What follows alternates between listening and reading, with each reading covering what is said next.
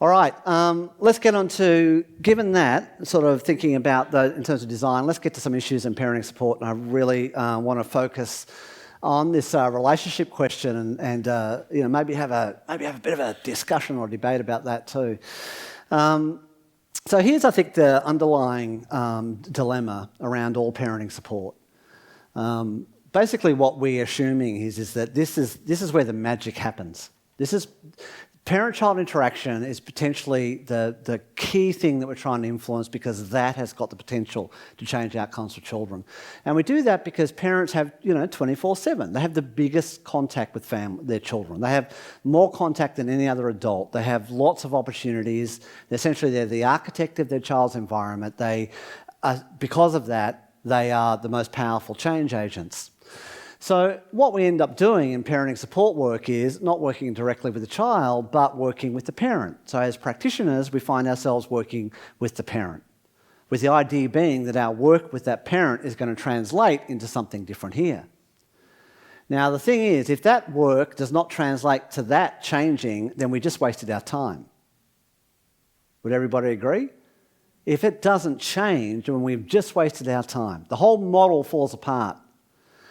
So the question for us becomes a question of adult behaviour change. How do you support an adult to achieve their aspirations and goals? How do you support them? Often what you're talking about is supporting them in a change journey, in a positive change journey. And so our work is increasingly, I think, part of how do we engage an adult, how do we support them to entertain the notion of change, and then how do we help them achieve the change that they want in their lives. That becomes the job. But for many of us, including me, I came at this from a child development perspective. Trained in child development, suddenly working with parents and going, what do I know about adult behaviour change? And so I think that this is now the thing that we're getting more interested in, certainly at the centre, is how do we equip people who work with parents with the skills or strategies, or at least a framework or ideas about how they support adult behaviour change. So what is needed for adult behaviour change? Well, in relation to parenting, what is absolutely primary is this strong parent-practitioner relationship. Without a collaborative relationship, we're going nowhere. If the parent can't trust us, can't relate to us, can't talk to us openly, can't talk to us transparently, then we're sunk. All right, there's no coming back from that. So it's the foundation. But whilst I think it's necessary, a strong relationship, I don't believe it's sufficient. A strong relationship is not sufficient to support change. It's a necessary starting point, but it's not sufficient. In fact, you could probably think of many examples in your own practice where you've had a really pretty good relationship with a parent, but not seen any real change on the part of the family. All right, so the relationship is critical. Without it, you don't get ahead, but it's not sufficient.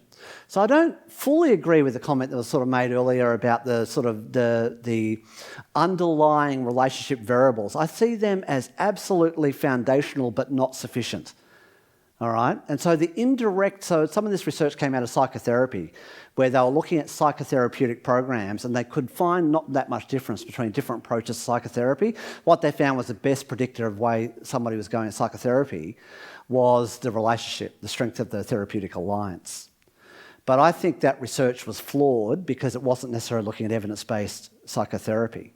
So when you combine a very powerful intervention, something like exposure treatment for anxiety disorders, by the way, that's not what you think it is if you don't know that.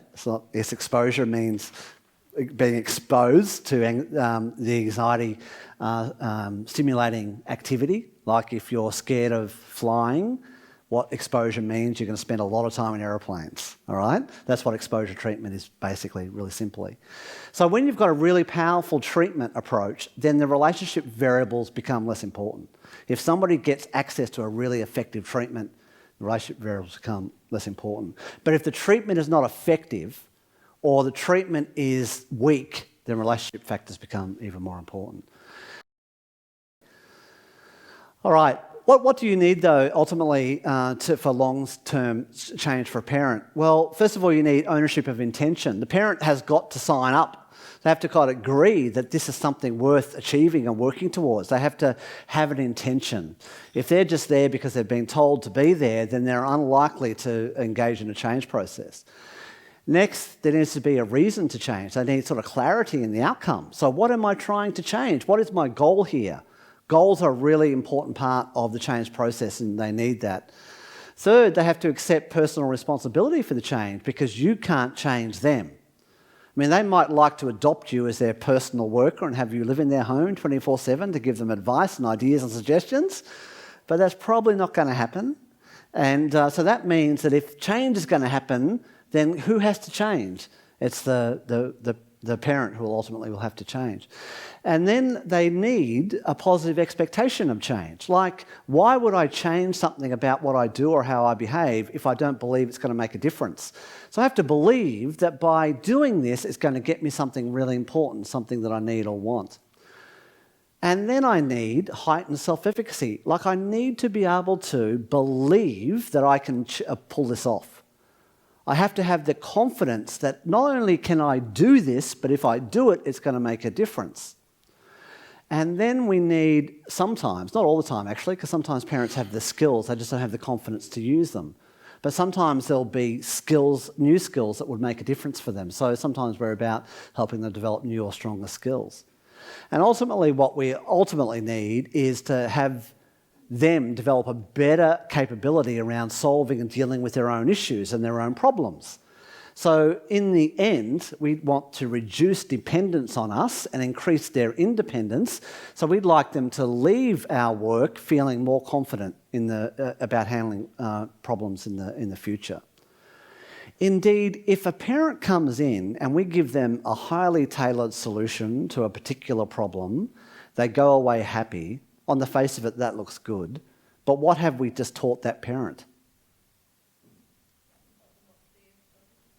Yeah. So what we've really trained them to do is if you've got a problem, you need a professional. All right? Which is building dependence. So ultimately in our programs, we should be interested in how is our contact with families, how is that increasing their underlying capability, the underlying capacity to deal with the challenges in their lives. I have a favourite therapist who once said, the role of psychotherapy is to free you up from the problem you've got now so you can go get some new ones. And I really like that. That's a really good, because, if you're a parent and you're thinking that the big deal is getting your child to sleep through the night, just wait 6 months. You've got another big deal coming up, and another big deal, and another big deal. And life is like that. All right? It's not the problems in our life that's the problem. It's like feeling like we have the underlying capacity to handle them when they come up. So ultimately in our programs, we need to be thinking about how is our intervention building that underlying capability to solve problems for ourselves, for themselves. Now, having said that, this is really important, I'm going to spend a bit of time on that, but are there any questions about this?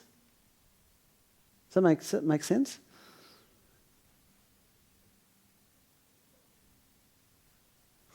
All right. So what is genuine collaboration? I think the genuine collaboration really begins fundamentally with our philosophy around helping. What is your program's underlying philosophy around helping?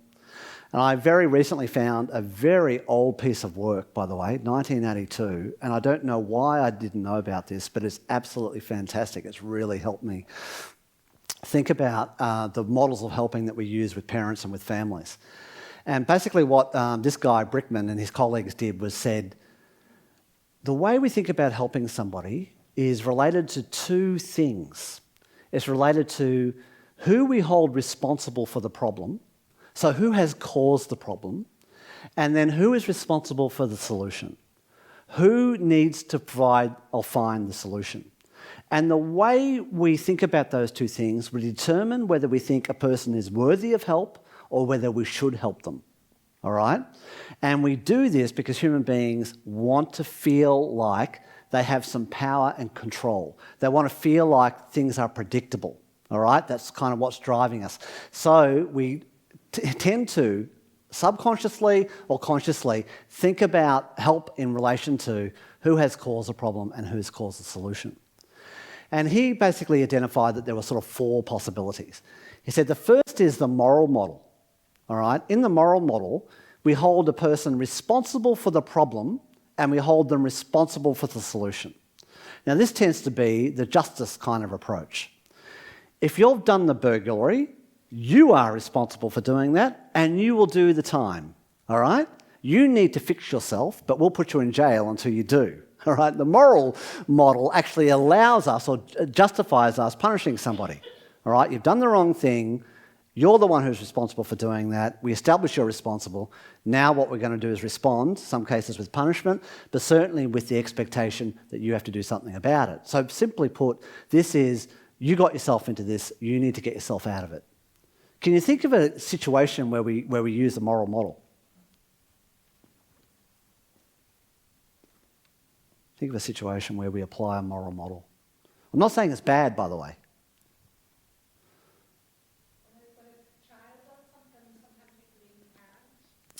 Right, so a lot of what I was talking about before demonstrates that we think about parenting from a moral perspective.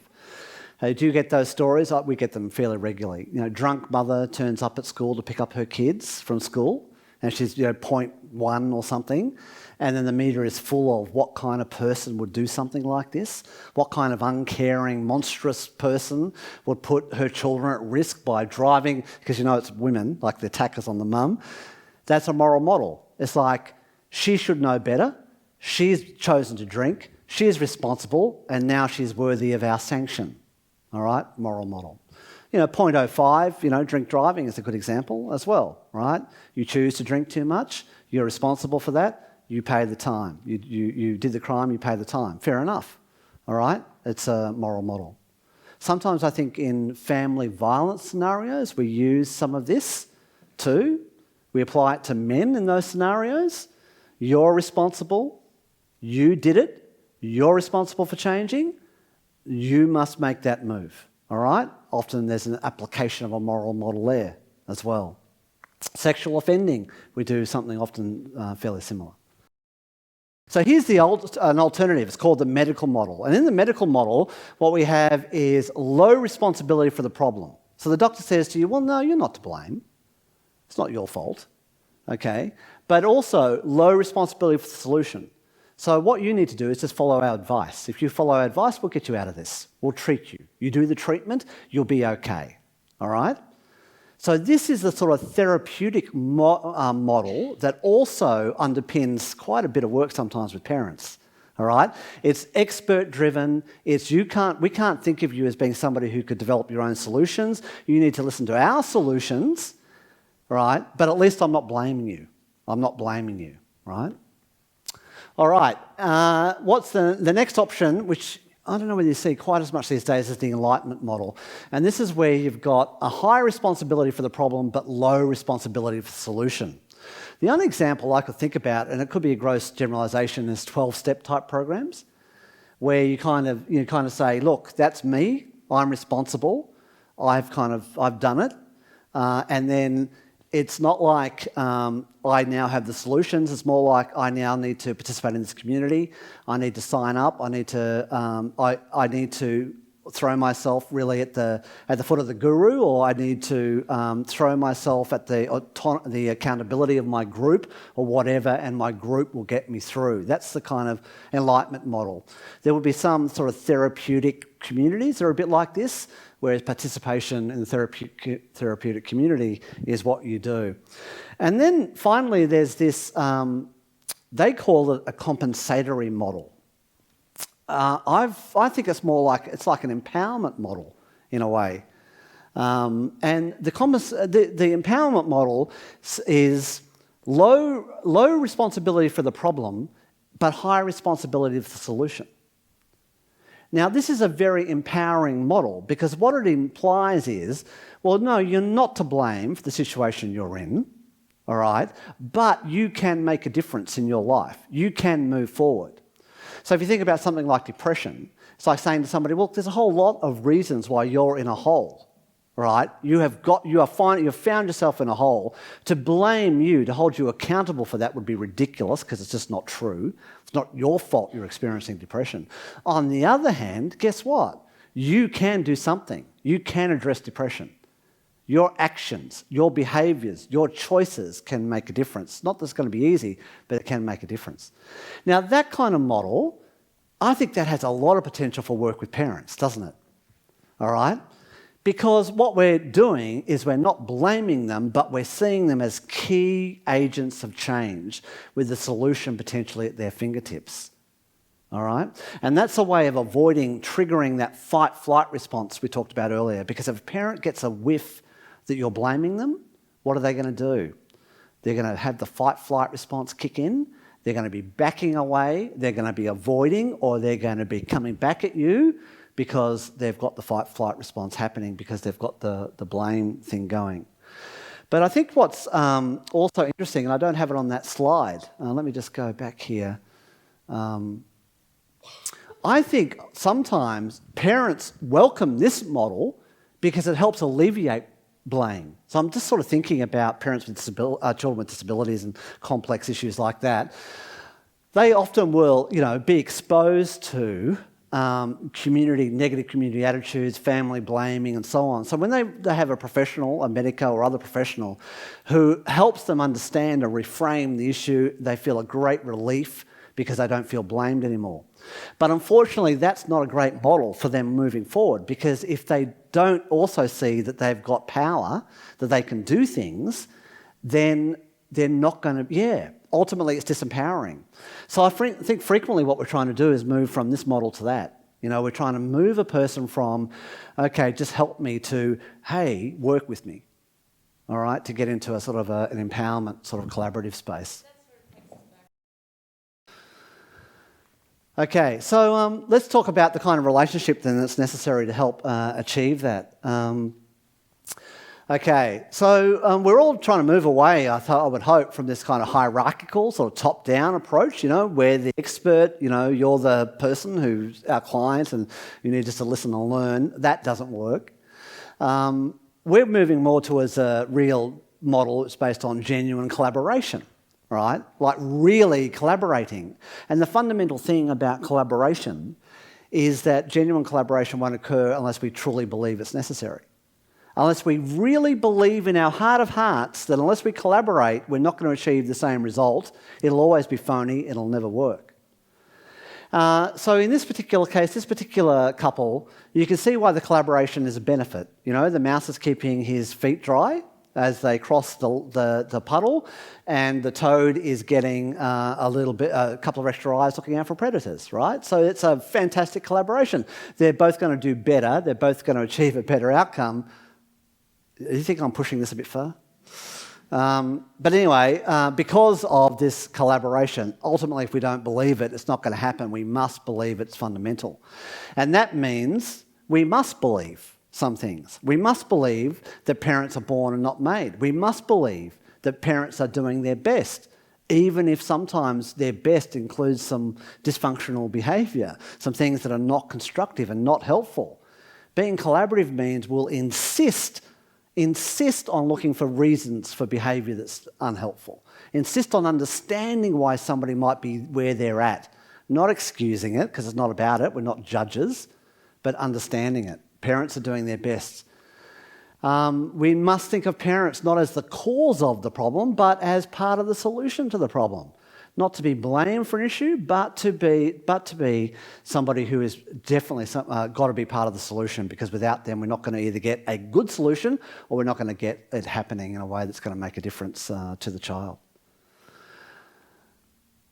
Okay, so how do we get there? There's just some fundamental sorts of ideas I just want to touch on.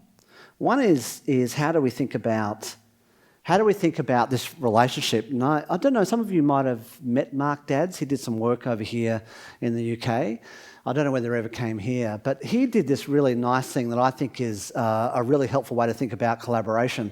He said, when you're working with a parent, you can think about it like being three elements in the room. There's the parent, there's the practitioner, there's you. Obviously, you've got a connection, you're working with a parent. And then there's this kind of body of knowledge, which might be ideas, it might be strategies, it might be potential solutions. And what your job is as a practitioner is to facilitate the parent having contact with that body of knowledge. You help them think about how they might use ideas and strategies and how they might apply them in their circumstance. And what I really like about this model is this distinguishing between you and your knowledge. Next, I think it can be helpful to have a way of thinking about your relationship to the client in terms of your role and what it is and how it is that you can be helpful to your client. And this is a metaphor from Stephen Hayes. He used it with psychotherapy, and he said, psychotherapy is a bit like this. He said, it's a bit like a mountaineering expedition. We've got a person clinging to a rock, climbing a really steep rock wall, and they're connected by two-way radio to somebody who's sitting on a hill with a pair of binoculars looking up at the climber. And the person with binoculars is connected by two-way radio to the climber and can see what's ahead of the climber, can give some suggestions to the climber about if they go this way, it's a bit slippery or a bit wet. If they go that way, there seems to be more, handholds and whatever. It's by virtue of the perspective that the helper brings that they can be helpful. It's the fact that the person on the hill can be helpful because they're looking at this person and can offer that person a perspective they can't get when they're on the rock face. Now, why is this important? Because it means that you don't have to be a guru to be helpful. For those of you who are parents, it means you don't have to be the best, the most idyllic parent there is to be helpful. All right? Because you're not helpful to your client because you're better at something. You're helpful to your client because you offer them a perspective that they don't have. From the point of view of your own parenting, your own life and your own family, when you walk through the front door of your home at 5 o'clock, 6 o'clock at night, where are you in the metaphor? Where are you? Are you on the hill or are you on the rock face? When you walk through the front door of your home, you are now on the rock face, all right? You are now there. You're no longer in the helping position, all right? Which is why you can experience your own challenges, your own issues, your own difficulties, and still be helpful.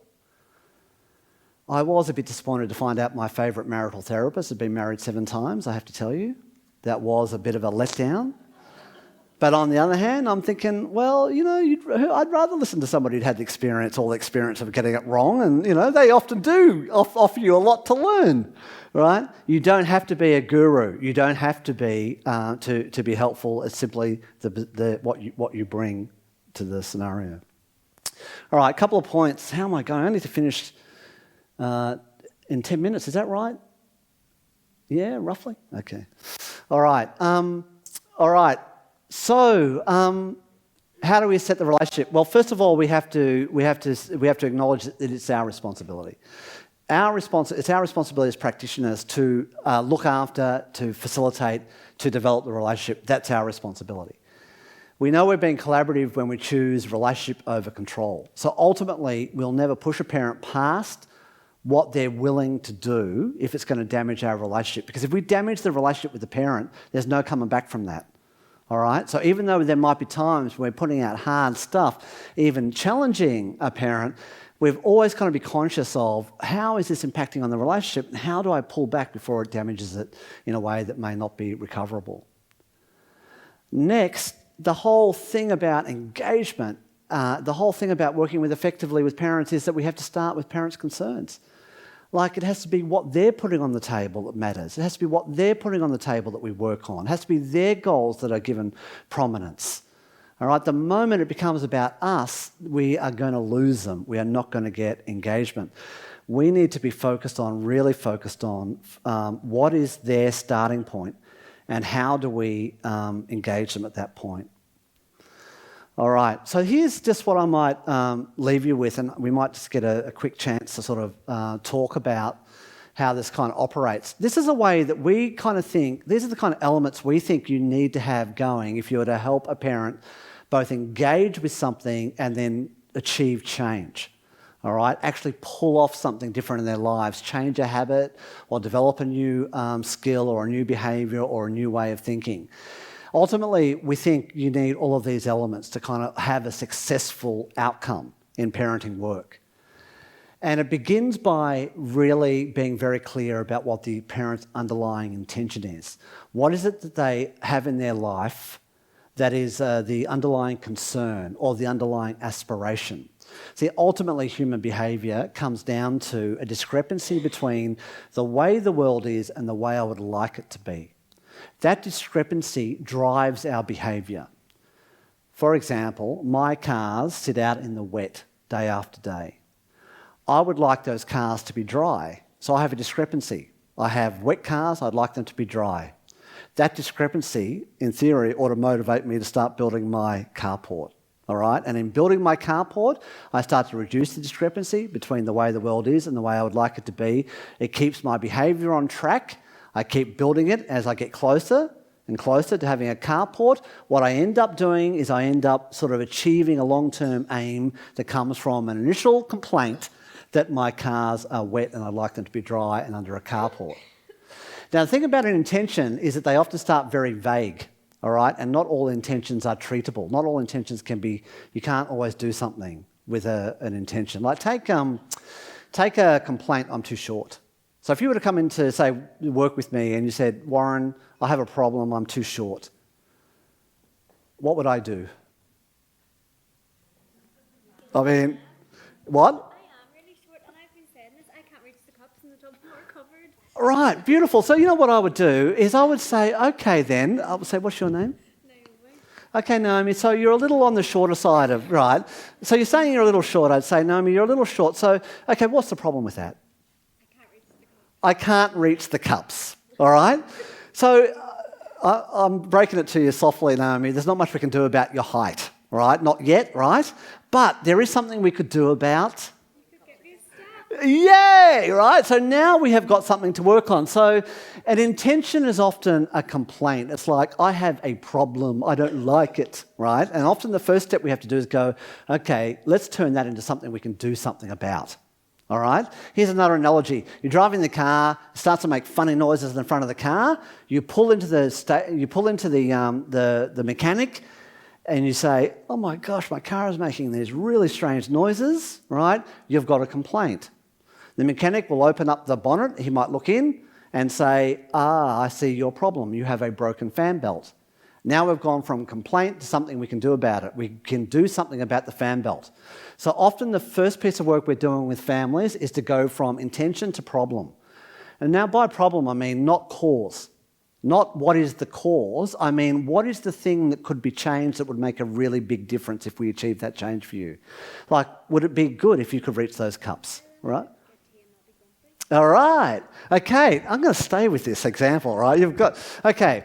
And by the way, an aspiration, somebody with an aspiration also has a problem. Often their problem is, what's the next thing that I need to do in order to achieve my aspiration? So once we've got a sense of what is it that can be changed, the next step is to go to the goal.